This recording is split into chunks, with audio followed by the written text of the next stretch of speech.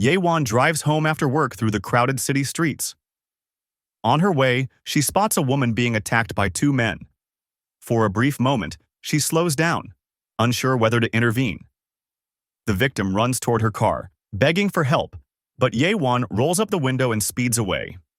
That night, the woman is found dead, beaten to death in the same place where Ye-won had passed. As the sirens fade and the city lights blur behind her windshield, guilt quietly begins to follow. This is betrayal. The next morning, at the bank where she works, Ye-won meets an elderly woman asking for a loan. She refuses her coldly. When the old woman begs, Ye-won raises her voice, humiliating her in front of others. Moments later, she dismisses her, saying she's about to take a break. During her break, Ye-won visits the police station after being called as a witness. The officers ask her to confirm if the two arrested men are the attackers. She lies, claiming she did not see their faces. The men are released. The victim's father begs her to tell the truth, but she walks away without emotion. The freed men, instead of showing gratitude, threaten her. 또 보지 말자. From that point, her indifference grows deeper. Later, Ye-won returns to the office and finds that her colleague approved the old woman's loan. Her coworker says it was an act of empathy and part of the bank's mission to serve the community. Ye-won, irritated, accuses her of doing it for personal gain. Upset, she goes to the restroom to calm down.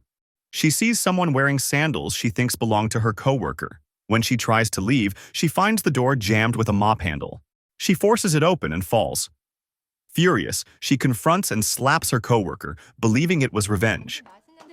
But when she notices the cleaning staff's identical sandals, she realizes her mistake and falls silent in shame. Soon after, the manager calls her in, scolds her, and tells her to take some time off.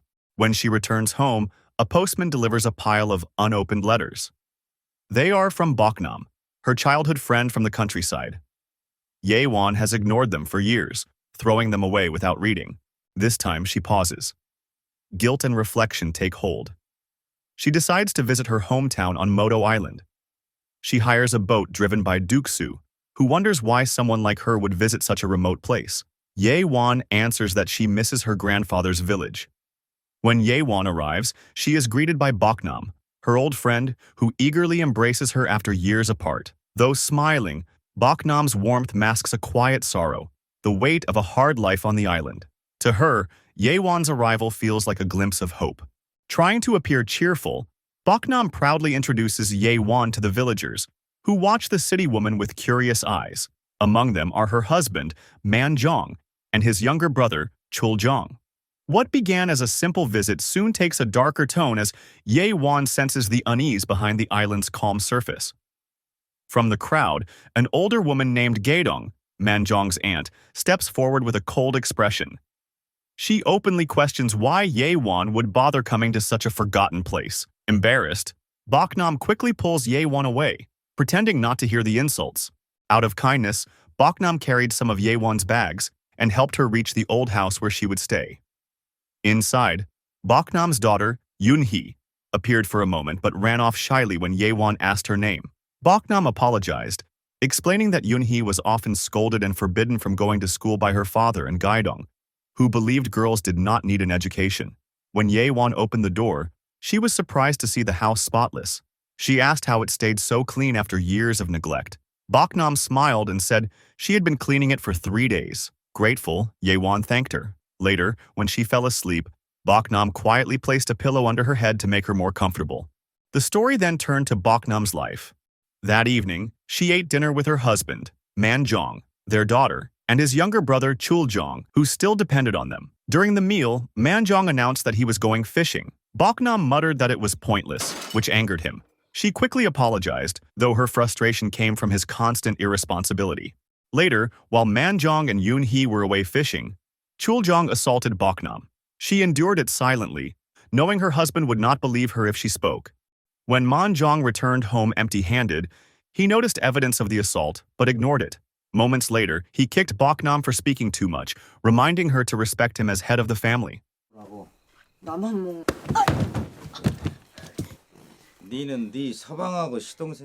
She said nothing, too tired to argue. The next morning, Chuljong joined them for breakfast, while Boknam ate on the floor like a servant. Afterward, the men went to work at a villager's house, where Boknam mixed cement under the sun. She struggled with exhaustion but kept working. When the homeowner offered food and drinks to the men and ignored her, she stayed quiet and continued her task. Sometime later, Manjong brought home a woman from outside the island. Meanwhile, Heewon spent her day enjoying the calm beauty of the countryside. Soon, Chuljong appeared and tried to assault her, driven by lust after seeing her. Yoon-hee arrived in time, calling out to him and stopping the attack. Frustrated, he left. Grateful, Heewon spent the day with Yoon-hee, playing and laughing together. Back at the house, Manjong was with the woman from the island. Boknam heard everything but stayed silent, eating her meal as if nothing was happening. When Hyewon and Yoon-hee returned, they heard the sounds too. To avoid further humiliation, Boknam asked them to go outside again. Soon after, Gaidong arrived with vegetables from her garden. Hearing the noises, she mocked Boknam for eating while her husband was with another woman. Boknam stayed quiet, swallowing her pain. She knew that speaking up would only bring another beating. When the woman from the island, Minra, finished with Manjong, she stepped outside to fix her makeup. She apologized to Boknam, saying her boss had ordered her to please him. Boknam accepted the apology with a heavy heart and even pitied her, wondering how someone so beautiful had ended up in such a life. Moved by Boknam's calmness, Minra gave her a small jar of skin cream and her phone number, telling her to call if she ever needed help. Later that afternoon, Boknam checked the beehives under the scorching sun. She worked alone while Manjong rested nearby, smoking lazily in the shade. When he asked if food was ready, she stayed silent, too tired and angry to answer. Annoyed, he threw a rock at the hive. The bees swarmed, forcing her to run as they stung her repeatedly. With no medicine, she fanned herself in pain while Manjong drank and fell asleep. Even after seeing her injuries, he ordered her to keep working. When she asked for time to rest, he threw something at her and knocked her down. He then tossed her a jar of peanut butter, claiming it would help, though it was useless. Later, Boknam visited Heewon, who was doing yoga. She tried to copy her movements, then lay beside her and relaxed. For the first time in a long while, she smiled. Being around Heewon and her daughter reminded her what peace felt like. When Boknam returned home, her good mood faded. As she took down the laundry, she noticed one of Yoon-hee's garments hanging there, even though she hadn't washed it. She hurried inside and found Yoon-hee putting on makeup. The girl said she wanted her father's affection and had dressed up for him, wearing nothing underneath. Horrified, Boknam scolded her. The shouting drew Manjong's attention. He kicked Boknam for raising her voice. She had only been warning her daughter to behave properly around him. Furious, he ordered her out of the house. As she turned to leave, she saw his hand slide across Yoon-hee's body. The sight confirmed her worst fear, that her husband had been abusing their child. Overcome with rage, Boknam grabbed a machete, ready to attack. But when she looked again, he was only hugging Yoon-hee. She froze, trembling, and slowly lowered the weapon. Meanwhile, Heewon received a message from her manager saying she had been fired. She tried to call him, but there was no signal. Frustrated and hopeless, she decided to return to the city the next morning. That night, Boknam visited her. She sat in silence, lost in thought. Heewon tried to comfort her and thanked her for her kindness during her stay. She mentioned that she would be leaving soon. Hearing this, Boknam begged to go with her, saying life in the village felt like a prison. Heewon refused gently, saying the city was not much better. Still desperate, Boknam pleaded for her to take Yoon-hee instead, saying she feared for her daughter's safety. When Heewon asked why, Boknam admitted she believed her husband was abusing the child. Shocked, Heewon became angry and told her to leave. She refused to believe such a thing was possible. The accusation wounded Boknam deeply. She cried, feeling betrayed by the only friend she trusted. Outside, an elderly woman secretly listened to their conversation. The next morning, Heewon went to see Yoon-hee to learn more. Before she could speak, Gaidong appeared with the same old woman who had been eavesdropping. Gaidong ordered Yoon-hee to stay away from Heewon and warned Heewon not to believe anything Boknam said. She called her a liar. Heewon replied that she would report the matter to the police so they could investigate. Gaidong left, visibly irritated. Later that night, while Manjong slept soundly, Boknam quietly took money from his pocket. She froze when she saw how much he had been hiding all along. Angry and hurt, she called Minra and begged for help to arrange a boat so she and her daughter could finally escape the island. By dawn, Boknam was ready. She hurriedly led Yoonhee away before Manjong could wake. Yoonhee hesitated, torn between love for her father and fear of seeing her mother beaten again. Boknam promised she would stay if her daughter refused to go, but after a long silence, Yoonhee took her hand, and together they continued toward the shore. Soon, Minra appeared and waved from the dock. Relief turned to dread when Boknam saw that the boatman was Duksu, one of her husband's friends. Minra explained that no one else was available. Duksu demanded payment up front but stalled, while counting the money, making Boknam increasingly anxious. 언니, 나중에 온다. Her fear became reality when Manjong appeared moments later. She and Minra shouted for Duksu to start the engine, but he delayed until Manjong reached them. The escape ended before it began. Manjong dragged Boknam away and beat her in front of everyone. None of the women nearby intervened, not even out of pity. Gaedong urged him to break Boknam's legs so she could never run again. Yoonhee screamed and begged him to stop, but he kept hitting her mother. Meanwhile, Minra ran to find help from Chuljong, but he assaulted her in the woods. Back at the shore, Yoonhee tried to protect her mother and bit her father in defiance. Enraged, Manjong threw her against a rock, killing her instantly. Boknam was destroyed. Her only child, the reason she had endured years of abuse, lay dead before her. She clung to the small body, hoping for a sign of life, but there was none. Around her, the same women who had watched the beating stood in silence and blamed her for her daughter's death. Later, a police officer named Duke Jae arrived secretly on the island. He examined Yoonhee's body and began questioning the villagers. Gaedong and the others lied, saying the girl had slipped and fallen. Duke Jae then turned to Boknam for her account. Through tears, she told him that Manjong had killed her daughter by throwing her onto the rock. Manjong denied everything. He claimed Boknam was unstable and prone to delusions, especially after the tragedy. Pretending to grieve, he portrayed himself as a suffering father. The other women supported his lies, insisting that Boknam was the real danger, a madwoman who had caused her daughter's death. Overwhelmed by their false claims, Duke Jae concluded that Boknam was guilty. At Manjong's request, he allowed the family to handle her punishment privately. Boknam's hope collapsed. Her truth had been twisted into guilt, and no one believed her. Surrounded by cruelty and lies, she sat silently, consumed by grief. Afterward, the villagers escorted Duke Jae back to his boat, offering him gifts as thanks for ending the case. Manjong handed him a thick envelope of money, wealth he had never shared with his wife. It revealed how easily justice could be bought on the island. Later, Hee-won appeared with her luggage, hoping to return to the city. Before she could board, the villagers urged Duke Jae to depart immediately, leaving her behind. It was then revealed that Hee-won had been the one who called the police, not to help Boknam, but to secure her own way home. Her indifference mirrored the same coldness that had destroyed Boknam's life. The scene shifted to Boknam, sitting weakly on the ground.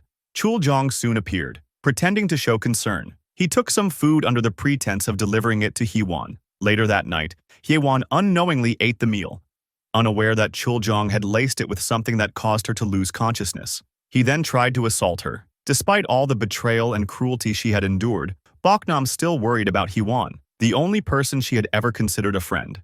The story then moved into a flashback of their childhood. Hee-won, neatly dressed and playing the flute, stood out as a city girl, while Boknam watched her with admiration. Their peaceful moment ended when a group of local boys appeared, including a young Manjong. The boys began harassing them. Hee-won hid behind Boknam, who tried to protect them, but she was struck with the flute and knocked unconscious. The boys then assaulted her while Hee-won stood frozen in fear, too terrified to act or report what had happened afterward. The flashback revealed the painful truth. Yoonhee was not Manjong's biological daughter, but the result of that childhood assault. Back in the present, Boknam buried her daughter with trembling hands. Her grief was interrupted when Gaedong arrived, not to offer sympathy, but to scold her for resting and order her to harvest potatoes. Manjong also shouted at her for burying their daughter in the yard. Soon after, he and Chuljong left the island to sell honey in the city, leaving her alone with her misery. Still mourning, Boknam was forced to work in the fields. Under the blazing sun, she dug up potatoes while the other women rested nearby, eating and drinking. None offered to help or even share water. They laughed together while she worked in silence. Eventually, Gaedong left, saying she needed to cook, while the others sang and drank, unaware that something inside Boknam was breaking. Despite her exhaustion, Boknam kept working, Her movements became faster and stronger, as if driven by something beyond fatigue. She wanted to finish quickly and return to her daughter's grave. Sweat covered her face, and her body trembled, but she refused to stop. Then, suddenly, she paused. A moment of clarity struck her. She realized how senseless her struggle had become, working like a machine in a place that had taken everything from her. She looked up at the bright sky and questioned why she had accepted so much pain for so long. She picked up a cup of water and drank deeply, no longer caring what others thought. The older women nearby stared at her, confused, since she usually asked permission before drinking. Calmly, Baknam said she had spoken with the sun, and it told her she was free to live her life as she wished. The women burst into laughter, mocking her and calling her insane. That laughter became the final spark. After years of humiliation and violence, Baknam finally broke. With chilling calmness, she attacked them one by one, releasing years of anger in a single moment of brutal clarity. When it was over, the field was silent. For the first time in her life, Baknam felt peace. Standing by the quiet sea, she no longer heard the voices that had tormented her for years. A short while later, Gaidong returned carrying food. When she saw Baknam sitting among the bodies, she dropped everything in horror and fled into the woods. That night, she hid there trembling, praying that Baknam would not find her. The next morning, Heewon packed her belongings, ready to leave the island. When she tried to call for help, she realized her phone had no signal. Meanwhile, Baknam was sharpening her tools in silence. She soon visited an old mute man and shaved his head, her face calm but unreadable. Not far away, Heewon discovered a signal transmitter. To her horror, its cable had been cut. Baknam had severed the island's only connection to the outside world. Realizing this, Heewon's last hope of returning to the city faded. Suddenly, Gaidong appeared, trembling and pale. When Heewon asked what had happened, the woman could only whisper that Baknam had gone mad. Moments later, Baknam emerged, walking steadily toward them with a sharpened sickle in hand. The woman who had once been humiliated now moved with quiet purpose, and Gaidong, the one who had tormented her the most, was frozen with fear. As Baknam advanced, Gaidong tried to flee. Baknam followed, telling her there was no point in running, since every life on the island now rested in her hands. The chase ended at a cliff's edge. Trembling, Gaidong looked down at the rocks below. In the distance, the men returning from the city were unaware of what was unfolding. Realizing she could not escape, Gaidong screamed and threw herself off the cliff. Baknam then found Chuljong. He smirked and reached toward her. But before he could touch her, she swung the sickle and severed his head in one swift motion. Heewon, who witnessed the scene, froze in horror. Shocked by what she had seen, she turned and ran. Baknam followed, her sickle dripping with blood. Meanwhile, Manjong and Duksu returned to the island. They were confused to see the fields empty and abandoned. Stopping to rest, they noticed bloodstains nearby. When Duksu bent down to scoop water, drops of blood fell from above. Looking up, he saw Chuljong's severed head hanging from a tree. Before they could react, Baknam appeared. Heewon shouted a warning, and chaos erupted. The men overpowered Baknam, tied her up, and dragged her back to the house. Inside, Manjong sneered at her, saying he should have killed her long ago. He taunted her, calling her a useless wife who had never satisfied him. Baknam, still bound but defiant, mocked him in return, saying he had never been a real man and had treated her worse than an animal. The insult enraged him, especially in front of Heewon. He grabbed a knife and moved toward her. Heewon stepped in, threatening to report him to the police. As Manjong waved the blade near Baknam, she leaned forward and licked it, taunting him with a wild stare. The gesture startled him and twisted his anger into lust. When she began sucking his fingers, he froze, distracted by the sudden shift. In that instant, Baknam bit down hard, severing one of his fingers. Taking advantage of his shock, she broke free and stabbed him repeatedly. Duksu rushed in, but before he could intervene, Heewon pulled him toward the dock, urging him to escape. Inside, Baknam continued to stab Manjong again and again, unleashing years of buried rage. As he lay dying, she reminded him of the time she had been sick and he had given her peanut butter instead of medicine. With a cruel smile, she smeared peanut butter on his wounds, saying it was his turn to taste the same pain. At the shore, Heewon and Duksu struggled to start the boat. Just as the engine roared to life, Baknam appeared and killed Duksu with a single strike. Desperate and trembling, Heewon pushed the throttle and sped away, leaving the island behind. Sometime later, a group of boatmen were gambling at the port when one of them received a call. Someone from Moto Island was asking to be picked up. The caller was Baknam, now wearing Heewon's clothes and makeup. Determined to follow her to the mainland, she boarded the next boat out. When Baknam arrived at the harbor, she noticed the boat that Heewon had used was being inspected by officers. She overheard them mention that the woman who had piloted it was now at the harbor police station. Without hesitation, she walked toward the building. Inside, Heewon sat exhausted beside Officer Dukjae. She was soon handcuffed and taken to an interrogation room for questioning about the stolen boat. As she waited, she suddenly noticed a figure behind her, Baknam, standing silently with a hammer in hand. Terrified, Heewon ran while Baknam followed, slow and deliberate. As Heewon fled through the corridors, she stopped in shock. Officer Dukjae was already lying dead in a pool of blood. She tried every door, but all were locked. Baknam had sealed every exit. Heewon hid behind a metal cell door, but Baknam calmly took the keys from Dukjae's pocket. Near the door lay a flute. Baknam picked it up and handed it to Heewon, reminding her of their childhood when things were still pure and simple. She wanted Heewon to play before the end. Trembling, Heewon lifted the flute to her lips and began to play as Baknam unlocked the door, ready to strike. Then a gunshot echoed through the room. Dukjae, still barely alive, had fired his weapon and hit Baknam. She staggered, then turned and struck him repeatedly with the hammer until he stopped moving. Bleeding and weak, she dragged herself toward Heewon, refusing to stop. But before she could reach her, Heewon drove the flute into her chest. Baknam fell to the floor. Her rage faded, replaced by sadness and peace. Resting her head on Heewon's lap, she asked her to play one last song, the sound of a friendship that once meant hope.